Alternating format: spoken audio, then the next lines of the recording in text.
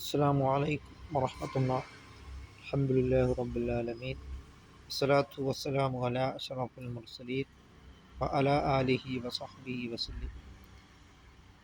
റമളാൻ ഉമ്മത്തി, വിശുദ്ധമായ റമളാൻ എൻ്റെ ഉമ്മത്തിൻ്റെ മാസമെന്നാണ് സയ്യിദുനാ റസൂൽ കരീം സല്ലല്ലാഹു അലൈഹി വസല്ലം തങ്ങൾ പറഞ്ഞു.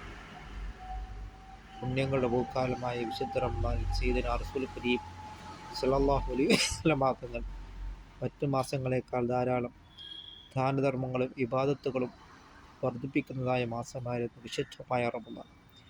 അടിച്ചു വീശുന്ന കാറ്റിനേക്കാൾ ദാനധർമ്മങ്ങൾ സയ്യിദുനാ റസൂൽ കരീം സല്ലല്ലാഹു അലൈഹി വസല്ലം തങ്ങൾ വർദ്ധിപ്പിക്കുമായിരുന്നു. അതുകൊണ്ട് നാം ഈ വിശുദ്ധ റമളാനിൽ ധാരാളം ഇബാദത്തുകളും സൽക്കർമ്മങ്ങൾ കൊണ്ട് നാം മുന്നേറുകയും ചെയ്യുക. അങ്ങനെ ഇലല്ലാഹ്, അള്ളാഹുവിലേക്ക് നാം മടങ്ങുകയും അസ്സലാത്തു അലാ റസൂലില്ലാഹി സ്വല്ലല്ലാഹു അലൈഹി വസല്ലം, പുണ്യനബി സല്ലല്ലാഹു അലൈഹി വസല്ലം തങ്ങളുടെ പേരിൽ രാവും പകലുമായി ധാരാളം സലാത്തുകൾ നാം വർദ്ധിപ്പിക്കുവാനും നാം ശ്രമിക്കുക.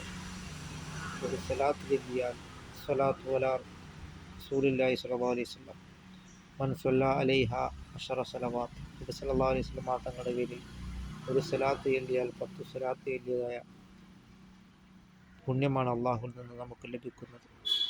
അതുകൊണ്ട്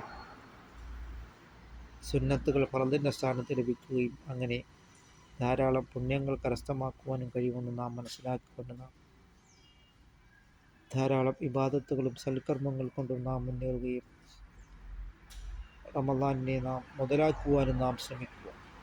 അങ്ങനെ നാം ഇത്തഖുല്ലാഹ്, അള്ളാഹുവിനെ നാം തഖ്വ ചെയ്ത് നാം ജീവിക്കുവാനും അള്ളാഹുവിൻ്റെ പ്രീതിയിലായിട്ട് നാം ജീവിക്കുവാനും നാം ശ്രമിക്കുക. സയ്യിദുനാ റസൂൽ കരീം സല്ലല്ലാഹു അലൈഹി വസല്ലം തങ്ങൾ പറയുകയുണ്ടായി, ചില ആളുകളുടെ വെറും വിശപ്പും ദാഹവും സഹിച്ചു എന്നതുകൊണ്ട് ആ നോമ്പ് കൊണ്ട് യാതൊരു ഫലവുമില്ല എന്നാണ്. ഈബത്തും നമീമത്തും എല്ലാം വിട്ടുനിന്നെങ്കിൽ മാത്രമേ നമ്മുടെ നോമ്പുകൾ യഥാർത്ഥ നോമ്പാവുകയും യഥാർത്ഥ നോമ്പുകാരിൽ അല്ലാഹു തആല നമ്മളെ ഉൾപ്പെടുത്തുകയും ചെയ്യുമാറാകട്ടെ.